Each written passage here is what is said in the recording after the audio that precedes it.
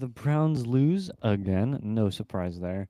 But they lose because of their offense again. And so we'll talk about that and much more in just 1 second.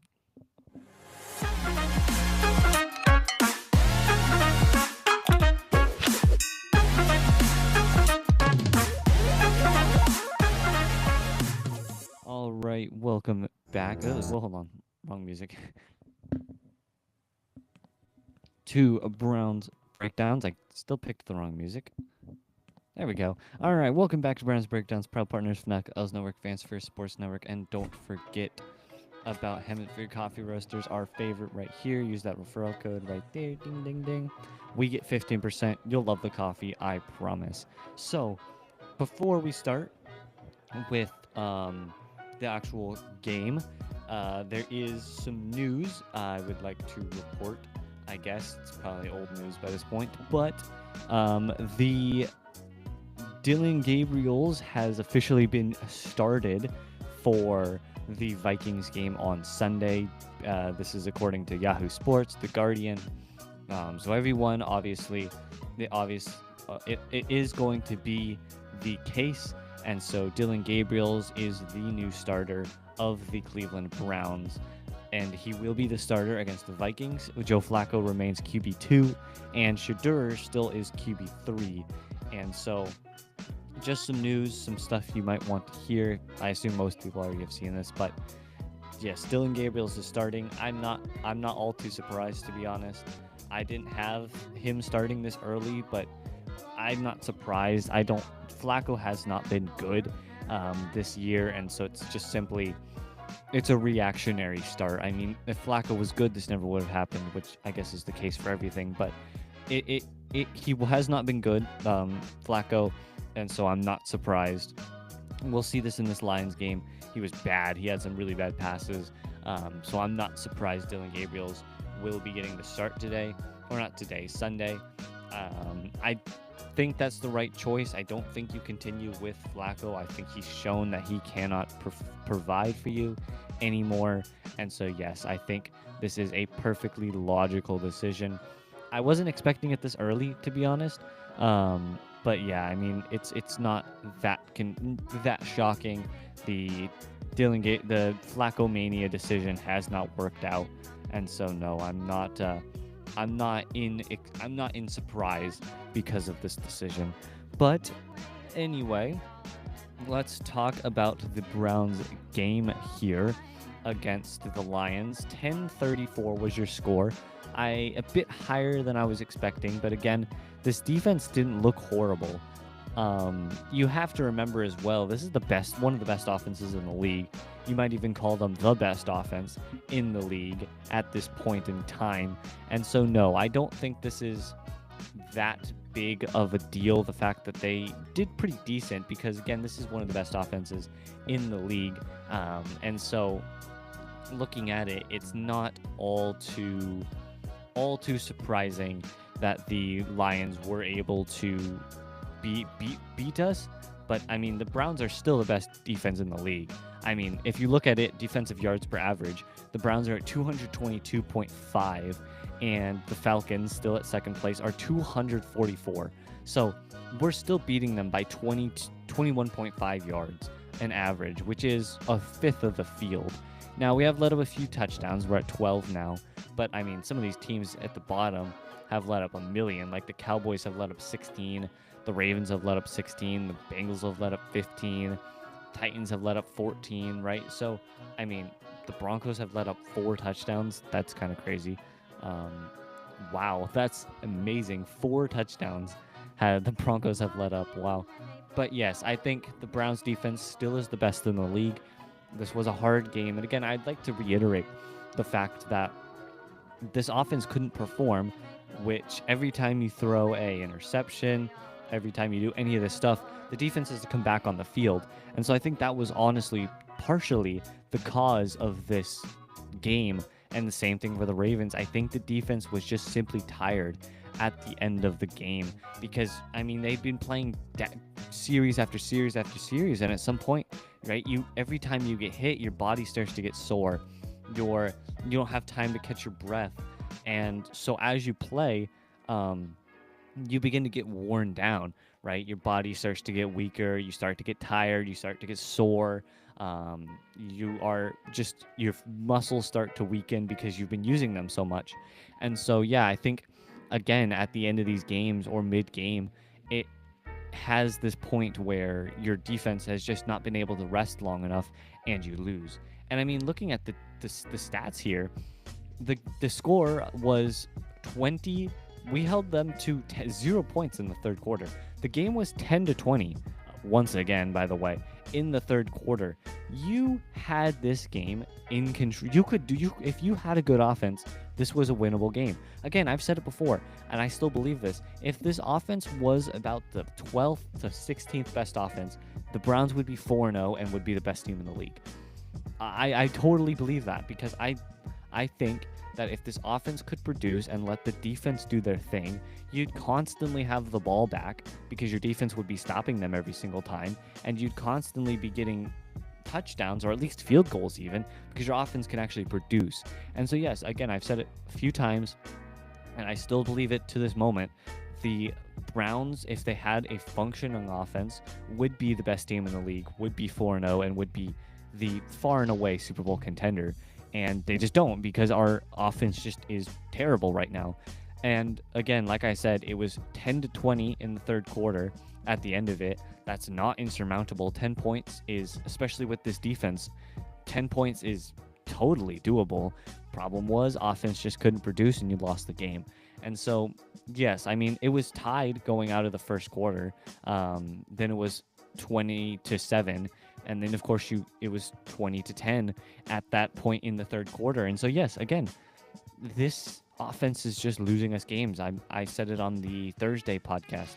This offense is going to lose us 6 games. And they've already lost us 2. They lost us the Ravens game, and they lost us this Lions game.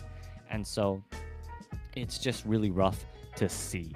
But let's talk about the actual statistics here. Lions, we'll start with them. Jared Goff, 16 for 27, 168 yards, 2 touchdowns, interception. Can't say that's an amazing game. It's not terrible, but it's definitely not a great game. But, I mean, it wasn't anything crazy, but it isn't a bad game. And so Jahmyr Gibbs was the leading rusher, not surprising, 15 for 91 and a touchdown. He was pretty good in that game. I think they utilized him well, and it just was unfortunate. That's still not an amazing game. That's a great game, but it's not amazing. And David Montgomery had nothing. He was 9 for 12 in that game.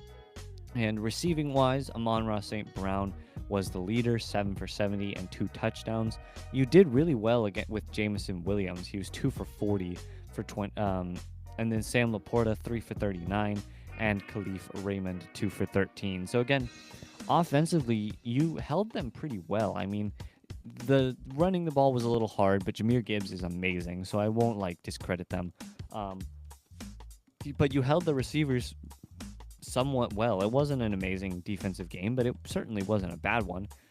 Defensive wise, for the Lions, Aiden Hutchinson, 2 sacks, TJ Reed had an interception, and Kirby Joseph had an interception. Alex Anzalone also had a sack. I think they had one more. No, guess not. But yeah, that's the Lions. We'll talk about the Browns now. Dylan Gabriel's actually had a pass, which is kind of cool. Flacco was 16 for 34, 184 yards, 0 touchdowns, 2 interceptions. So yeah, it was a terrible game from him. Absolutely abysmal. And I assume this game is why they have started Dylan Gabriel's now. Flacco isn't going to produce anything.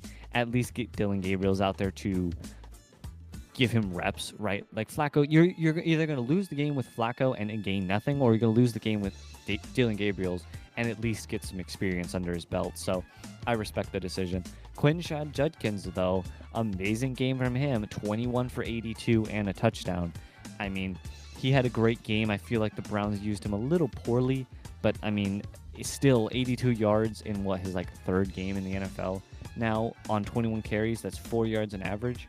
That's the first down every single play or every single series. So yeah, great game from him. Really, really liking what he's doing right now. And I mean, receiving was really bad. Isaiah Bond, though, Isaiah Bond had a good game. I think he is a weapon that might get integrated more. He was 3 for 58. Judy was back in it, 3 for 48. Quinshad Judkins, 4 for 33 in the receiving. He showed himself out pretty well as a possible, though not, albeit not amazing, receiving threat, which I am very impressed with. Harold Fannin, not an amazing game, but again, there wasn't a whole lot of yards to go about, was 2 for 24, and Njoku kind of got ignored, 2 for 11. Defensively, Denzel Ward had your sole interception, and I don't think you had a single sack this entire game, which is kind of surprising. Yeah, you had 0. So, I mean, good on the Lions, but yeah, a bit surprising there for your Browns. But looking at it, let's do the team stats now. 277 total yards for the Lions. Nothing amazing. Browns were 249. You actually had more passing yards than them. 170 to their 168. Again, passing defense was quite good this game. Rushing yards, 79. You let up a bit of rushing, though. 109. And then the Lions were 4.9 yards per play. We were 3.8. In terms of third down, here's where the Browns were a bit weak and have been weak consistently, I believe. It was 3 for 14 on third downs. The Lions were 6 for 14. We were 1 for 1 on fourth down, but you really shouldn't be getting to fourth down in the first place. Couldn't think. Sacks allowed, you let up 3. You had 7 punts. Lions had 5. 12 penalties total. You were 6 for 44. Lions were 6 for 35. You had 3 turnovers, and that was a big problem. Was you had a fumble and 2 interceptions, which were really poor. I mean, it just was unfortunate. No, I really don't want to watch the trying to figure out the fumble. I don't know who fumbled, but it was again just not a very good game from the Browns in general. I mean, you had the interceptions. There were some highlights like the Quinshad Judkins and Isaiah Bond, but yeah, it just was not great. But we'll talk about the power rankings in one moment here after. Did I set my? Oh, I wasn't even playing the music. It's not playing. I can't hear it. What the heck? Oh, whatever. I don't care. We'll talk about it all in just one moment after these ads.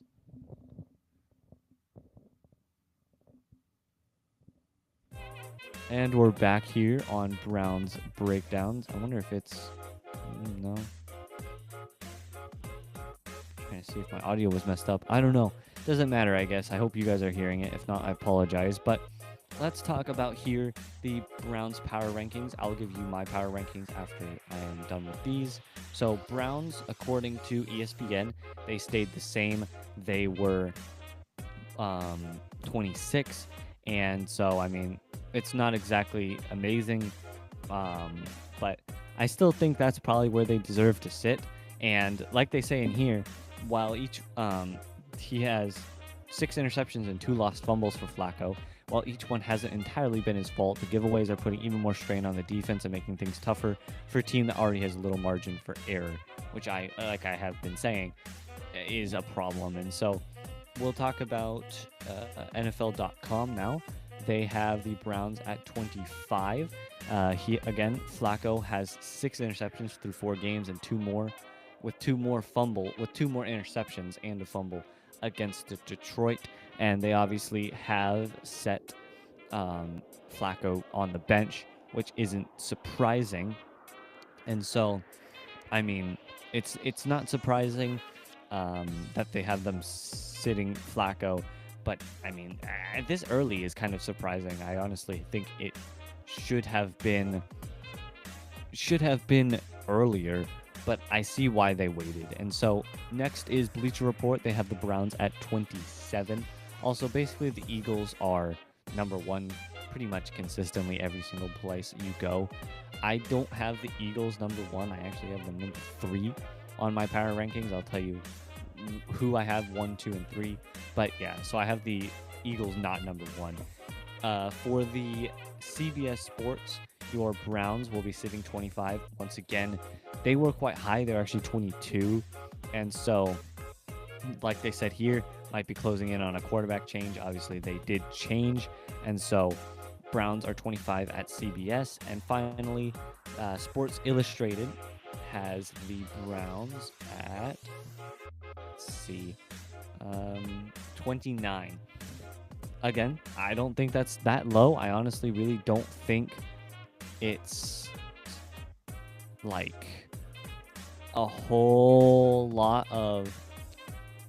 I don't think it's that low. And so my power rankings, I have Bills 1, Lions 2, Rams 3, Eagles 4. Actually, I have the Eagles as the fourth best team, but Bills haven't proven me wrong yet. Eagles look weird. I'm not sure about them. Lions have looked amazing. Rams have looked amazing. So I have Bills, Lions, Rams, Eagles as my power rankings for the top 4. And then I have the Browns at 27. I think Miami's worse. I think Tennessee is worse. I think Miami's worse. Saints are worse. Titans are worse. I think the Jets are worse. And the Panthers are worse. This defense, again, best defense in the league. Offense just can't get anything going. And so final kind of topic here I'd like to talk about is, I guess since the news is fresh, do we think Dillon Gabriel's is going to be anything sort of good? And I'd say your expectations should not be very high. Again, he's a rookie. He is not going to be. Maybe he turns into the next like Jaden Daniels and almost brings you to a Super Bowl in his first year. Do I think that's going to be the case? Probably not. If it is, hey man, I'm not going to complain. But it definitely seems like he is decent. I don't know how well he's going to do. It's very hard to just like guess off of what the data we have. But yeah, I don't think he's going to be terrible. I think he's going to be equal or somewhat better than Flacco. And I know that's a low bar, but I don't think he's going to be bad. I don't think he's going to be bringing you to a Super Bowl this year. I mean, if he wants to, that'd be great. But yeah, I think looking at it, I wouldn't say have high expectations, but don't have that low of expectations. Don't be too hard on him because, again, he's very new. This is going to be his first started NFL football game in an intense environment. Now, he should be very glad because he does have the best defense in the league to back him up. So if he does make a mistake here and there, the defense can come in and help a little bit. Or he can be, and if he wants to win over the defense, score a few touchdowns. Drive that ball down the field and score a few touchdowns here and let that defense get the rest. And I promise you, they'll all love you. And so, yeah, I'd say he's not going to be amazing. I don't think he's going to be terrible. But yeah, don't expect the greatest game of all time out of him week 1, basically, for him against the Vikings. Now, we've already seen him throw a few times in preseason. We saw it in the Ravens game. And so I think he's going to be decent. I think he's going to be better than Flacco, though, again, like I said, that's a pretty low bar. But I don't have any complaints about him. I think he could be good. I don't think he'll be amazing. If he wants to be the next Jaden Daniels and bring us to an AFC championship, go right ahead. But I wouldn't say he's going to be amazing.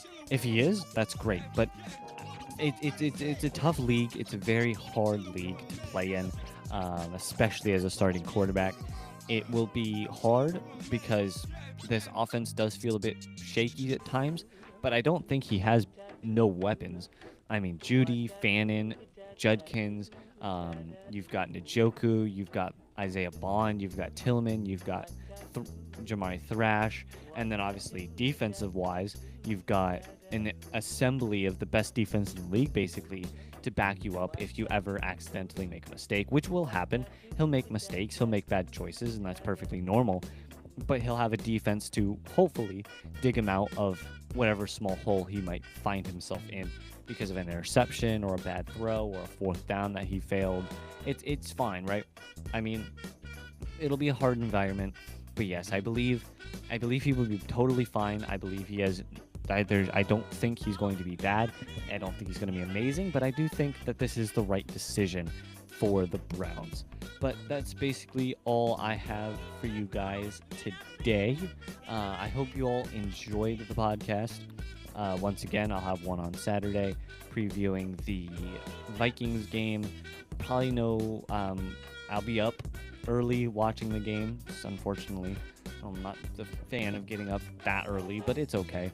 Don't mind. And so we'll talk about the game on Wednesday next week. But yeah, I hope you all enjoyed. I will be back on Saturday. So go Browns, and I will talk to you guys. I don't have my music ready. I'll talk to you guys later. Peace.